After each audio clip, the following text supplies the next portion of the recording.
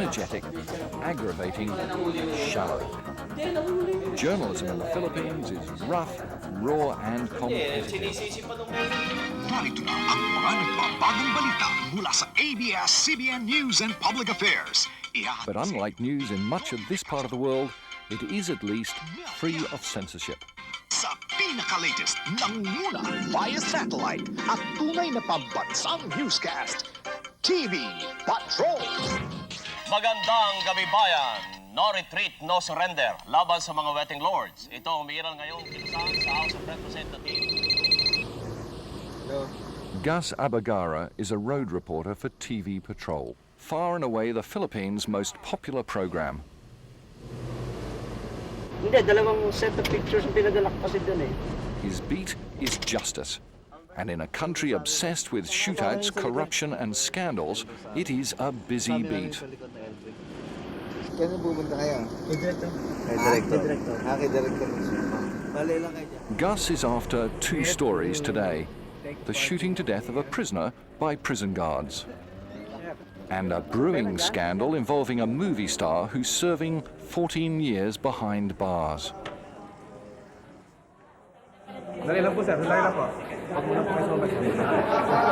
For a reporter, getting to film in a prison can be nigh on impossible.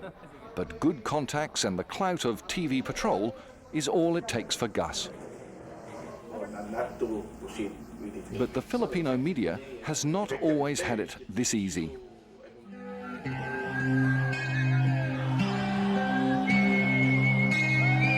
By the time the dictator Ferdinand Marcos, along with his wife and sidekick Imelda, was overthrown a decade ago, Filipino journalists had been stifled by 14 years of martial law. I became a journalist in the last years of Marcos. And during that time, it was a cat and mouse game. You know, when Marcos wasn't looking, we came out with stories that we thought were the real stories, violations of human rights, poverty, how the people were suffering under his rule. But when he was mad, we'd revert into movies or restaurants or flimsy, frivolous stuff, just to be able to continue writing.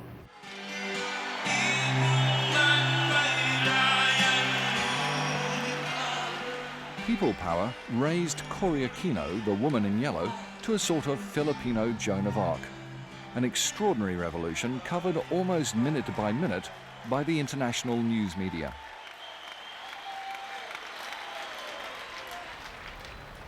After the long years of Marcos, freedom of speech in the Philippines was reborn here 10 years ago. No sooner had she moved into Malacanang Palace than Cory Aquino lifted the restrictions and gave birth to the region's freest and most unruly media. But like any adolescent child, today's Filipino media shows signs both of its early promise and also of its truly rebellious nature. I think generally Filipino journalists rose up to the challenges of that moment. But I think afterwards, when there was a need to do more in-depth reporting that wasn't just about events as they happen, but also about the causes of events, about trends, about the meaning of events, the context in which events happen, then I don't think we've performed very well. Journalism has tended to be very sensationalistic. People think in terms of flashing headlines. Gus from TV Patrol has found his flashing headline. He's talked his way into the prison compound to meet incarcerated movie heartthrob Robin Padilla.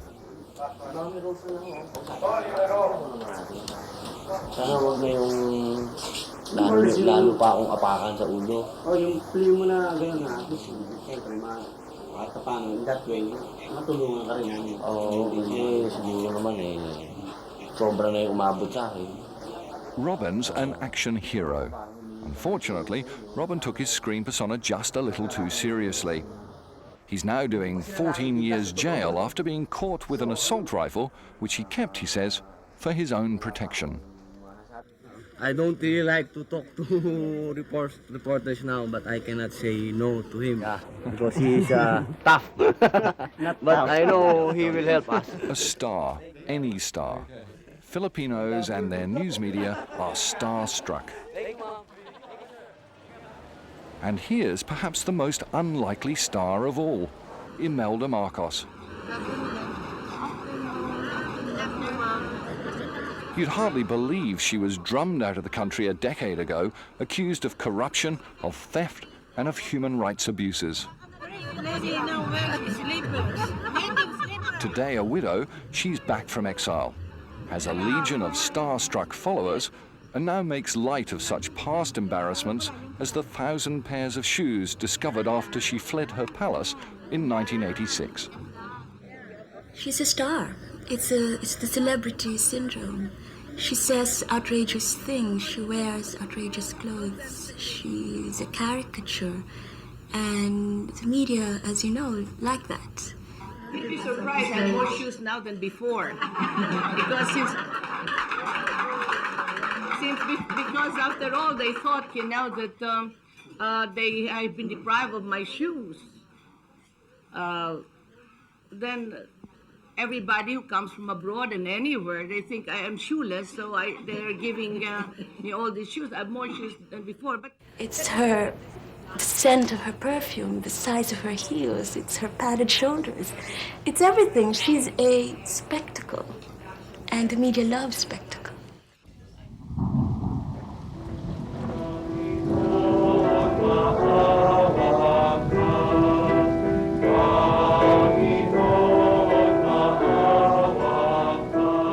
If the media has delighted in building Imelda as a star, it's taken just as much delight in bringing down a former hero, Cory Aquino. As the widow of the popular leader Benigno Aquino, who was assassinated 13 years ago, Cory used the media in her rise to power. But as president, soon felt the sting of its tongue. Well, I suppose it's that way, especially coming after the dictatorship. I guess all of the frustration and all of the emotions that were prevented from coming out suddenly saw freedom. There were times when I would feel very hurt. I mean, I would not be human if I did not feel the hurt and the pain. But on the other hand, as I said, better to have an unbridled press rather than to have no press freedom at all.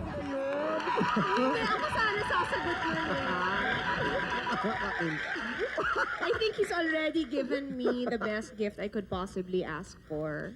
By contrast, Cory's daughter Chris manages to trade on the Aquino name with a peculiarly Filipino mix of showbiz, sex, politics, and news media.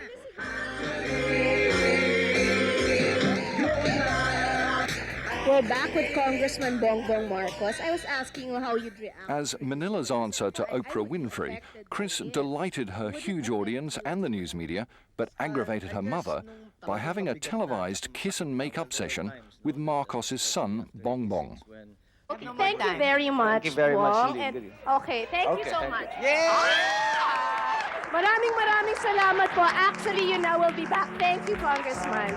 The media also had a field day when she appalled her mother further by bearing a child out of wedlock to a married movie star, and then proceeded to dramatize it all on her own show. For whatever it's worth naman, I still really love my mom. Of course, we know that, Chris. We understand how you feel. We'll come right back after this break.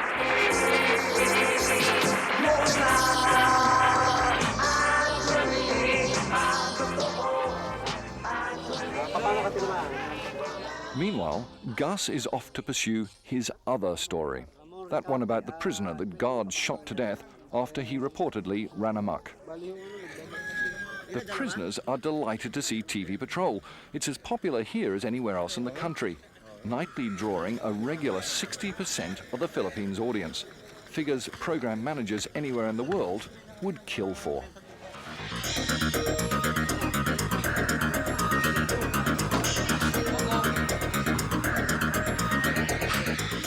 Newspapers, radio, or television. The day-to-day scandal, corruption, and action on the streets is the constant diet, consumed by an audience that just doesn't seem able to get enough of it.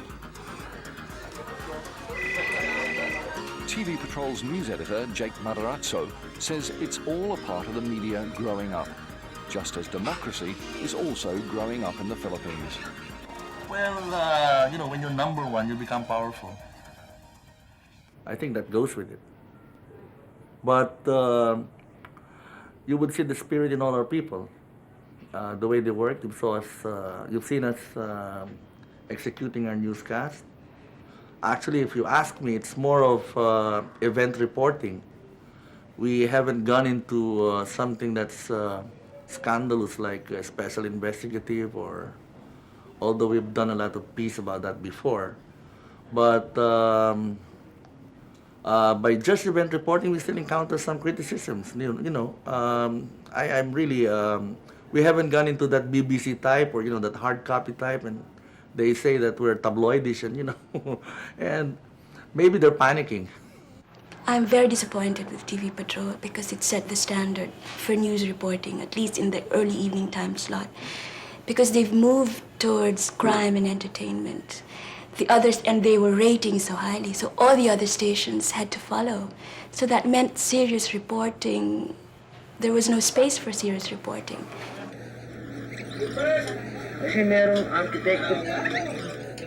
Driven by a tight deadline and the clear-cut demands of a popular tabloid-style news that Filipinos clearly love, Gus has no doubt about his angle. In the end, it is, of course, the movie star and not the dead inmate who's going to make it to air. That's the scoop. Gus Abergara, ABS-CBN News. How many heroic journalists do we have at the moment? I don't think that we have very many, have they? Father Jim Reuter.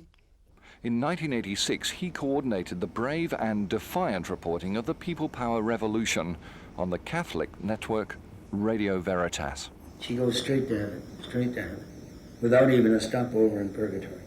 He's a disappointed man today, and a vehement critic of what the media has become. Those who are in media are doing it for the bread. They do not understand that they are leaders of men. It seems to me the politicians are using media, and the businessmen who have an axe to grind, they are using media. And then the foreign forces that want to do things to Asia and to the world, they are using media. I think media is being used almost universally.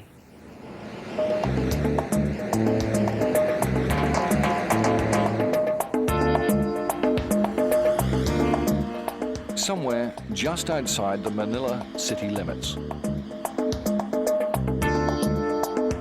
TV Patrol's Gigi Grande is hoping for the big one. Well, we've been here for about 4.5 hours already.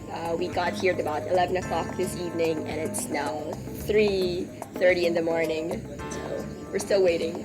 They were going to look for the third most wanted criminal in Bataan, and this guy is accused of raping an 11-year-old retarded child. So they're going to try and apprehend him this morning. Like the politicians, the bureaucrats, and the rich and the powerful, the police too use the media to promote their own agenda.